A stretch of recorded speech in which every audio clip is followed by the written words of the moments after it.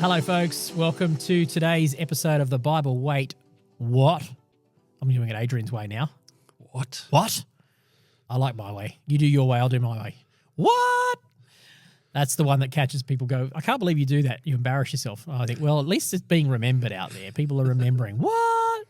So we are sitting down with Adrian Gallagher. We're doing Luke 21, working our way through the Christmas New Year week, and we're heading towards the cross, heading towards Good Friday, where Jesus is in Jerusalem. He has had his triumphal entry, and he's been engaging with the crowds back and forward, engaging with the religious leaders over previous chapters. And so where do you want to go with this one? Luke 21.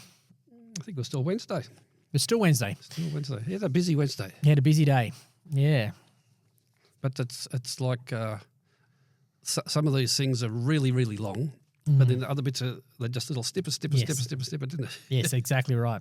It's quite a... Yep. Luke's crafted it all together in such a way to fit this narrative, to tell this story, leading to the crucifixion. So the first thing we've got is the widow's gift, the widow's coin, the that's a widow's famous mite, story, isn't it? whatever we want to do Yes. about it. And my first thought was, why would you put all you had to live into the treasury? What are you going to do? What are you going to do? And somewhere there was a suggestion that she was doing it for forced religious reasons, that the religious leaders were saying you've got to do these things. I don't know if it's true or not. But then the next thought I come up with was, okay, what happened then with the disciples? Now there was a widow who had nothing. Did they just say, okay, and off she went, or did they actually go and... That's my question I've often asked. It doesn't say.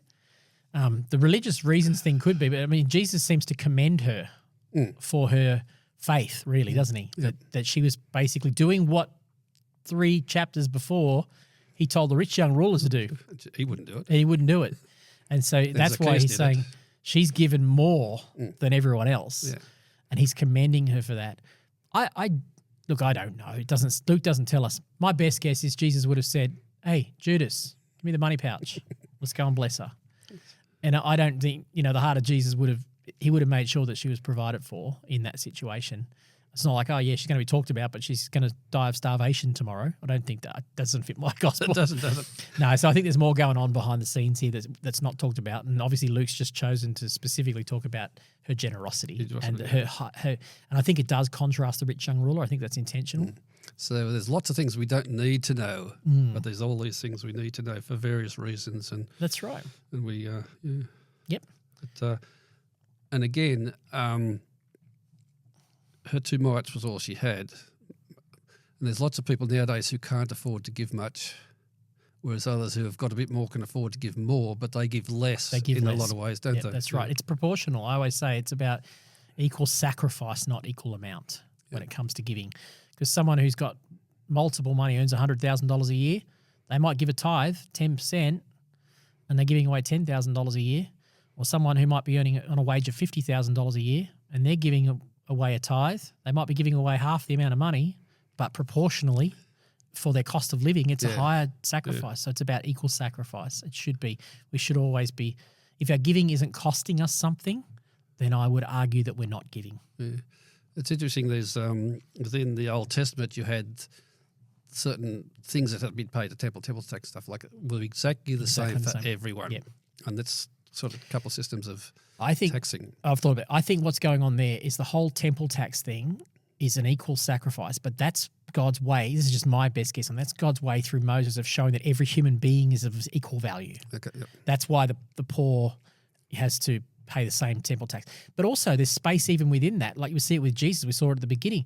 They had the option to bring a lamb or a goat for the firstborn son, or if they couldn't afford it, they could bring 2 young doves or a pigeon or whatever it is, it says. So there's space within the law to allow for that sacrifice. So I do believe that equal donation that they give is more to God's trying to show, hey, none of you are more important than anyone else. You're all of equal value. But here, I think what Jesus is trying to do is trying to show them and teach them that it's not about equal amount. Ultimately, it's about what it costs us.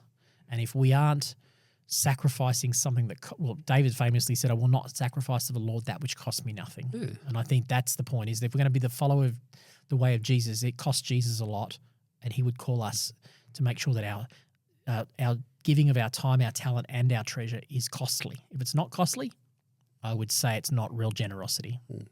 And I can't tell any person, and no one can tell me that, but one day I'm going to have to stand before the Lord and give an account. Yes.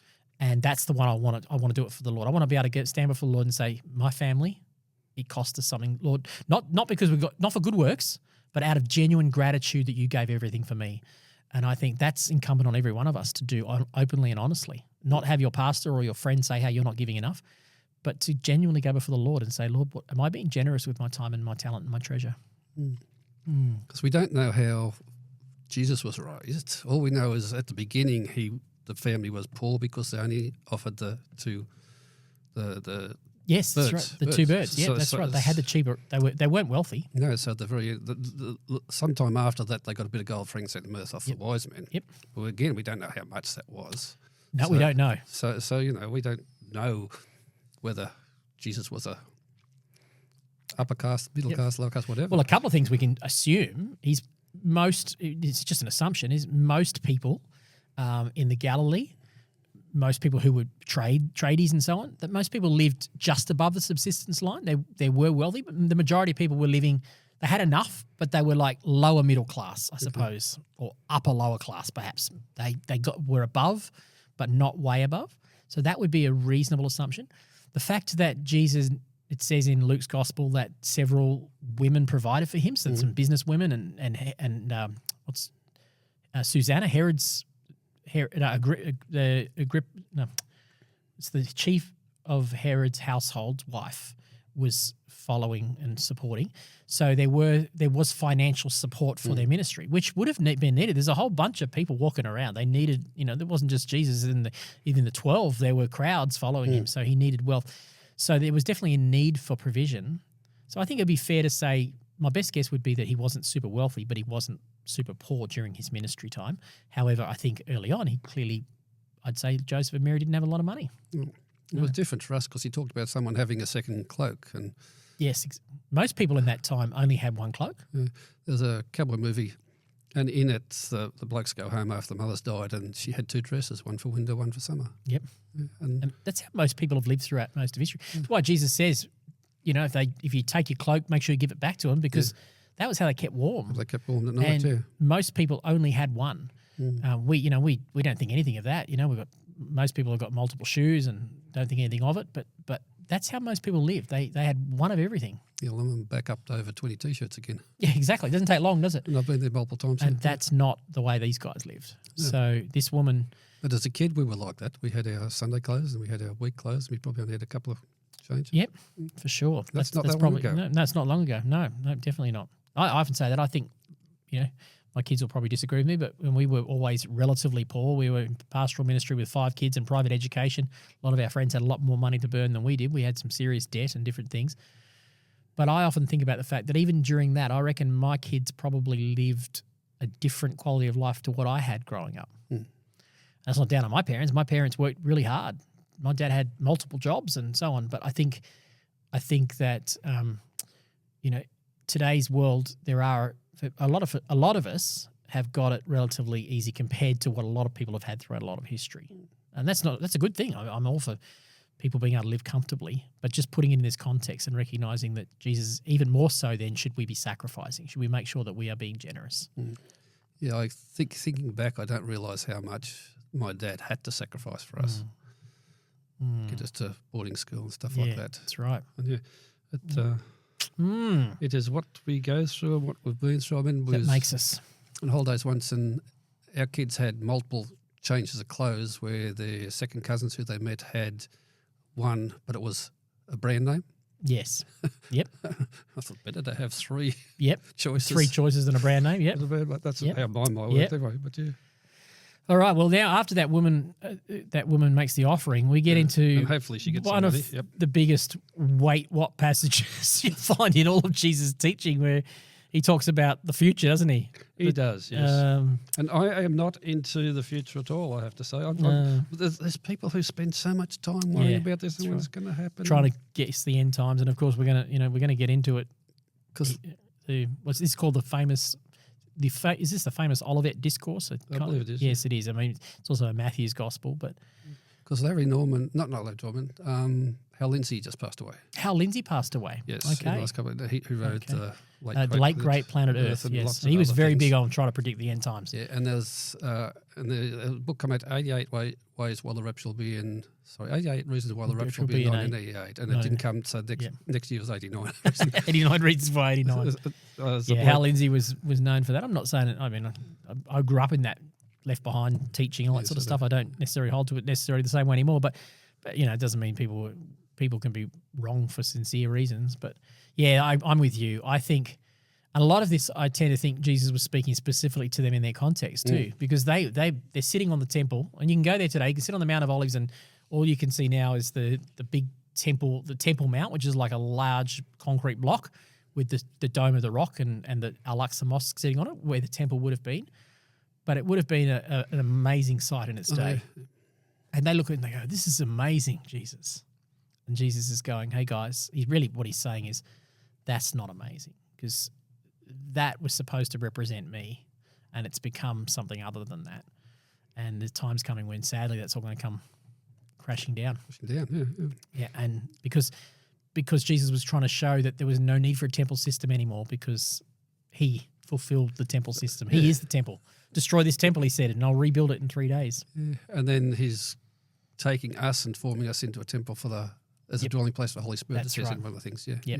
Which is often an argument. People go, "I don't need to go to Jerusalem," and I would argue the same thing. I think some Christian pilgrimages to Jerusalem are too focused on the pilgrimage to the place, as though the place still has some kind of significant value. I don't hold that. I certainly can go there and I can feel and sense certain things, but I don't think that's the place. I just think maybe that's just people have prayed in that place over time and whatever. There's a church at the top of the Mount of Olives that's called the Paternoster Church. It's a traditional place where Jesus said the Lord's Prayer, but you walk through the gardens there and it is a beautiful place. But I don't go there thinking it's more powerful than anywhere else. I think it helps me to understand context. So I always advocate for when the war ends to be able to go to the Holy Land and experience it more, because it enhances your understanding of the Scriptures, which hopefully will help you understand or enhance your relationship with Christ. That's the primary reason to go. Not that there's something spiritual or you get more, because it's not like going to Mecca, like the Muslims say, go to Mecca.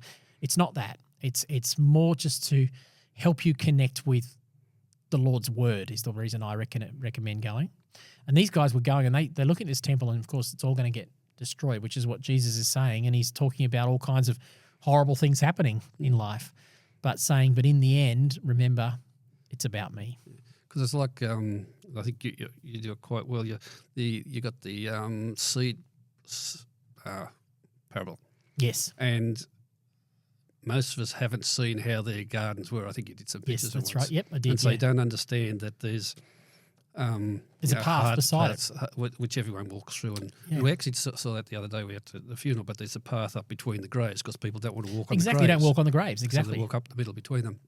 And seeing that helps you understand it a bit better, because we don't have seed. We just go and buy some bread. Yes, that's right. We go and buy bread. We're not growing our own wheat and threshing our own wheat and doing all those things. And all those things. So we don't quite understand what it means and stuff like that.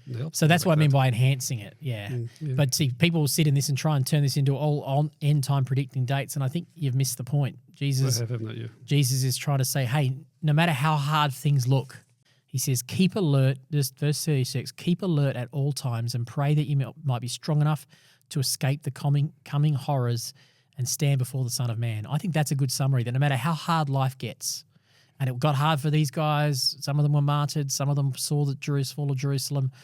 You've got Christians, Arabs living in the West Bank. It's hard for them. You've got Christian Arabs living in Gaza. You've got, all kinds of, wherever it is, it's going to get hard. And Jesus is saying, wherever you are, keep alert, because you can find me in that situation and I'll be there for you. And you can stand before me with respect. That's an honor. And I think that's the point that Jesus is trying to make, not turning it into a prophecy prediction book. Have you ever come across a thing called the Rapture Index? No, not by that name. It's been around since at least 1993 based on the figures. But the it's online and they update it every couple of days. Of course they would. Saying, and it's like the world clock, is it? It's like the doomsday clock, but it's for the rapture? Yeah, it goes up and down. And their highest figure was back in December 1990. No, sorry, their lowest figure was back in December 1993 where they said it was 58. Right.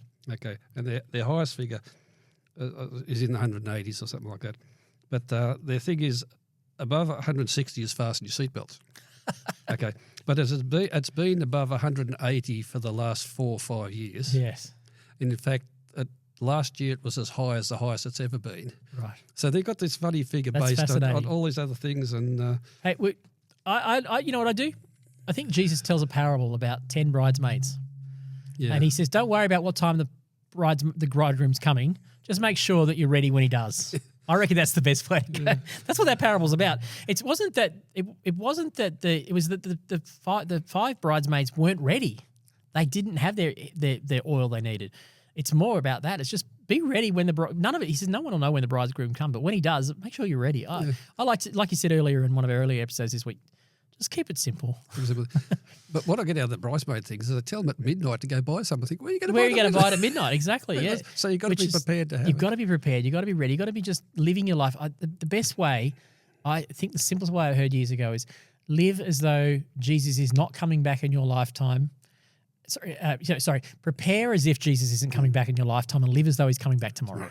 Yeah. Apparently that is at the end of one of Hal Lindsey's books. Is that right? Yeah. Yes. And I think that may come from Hal Lindsey. I think that's a good way to live because none of us know. No. We want to be ready to be with the Lord. We want to make sure we're being faithful with what we've been entrusted with.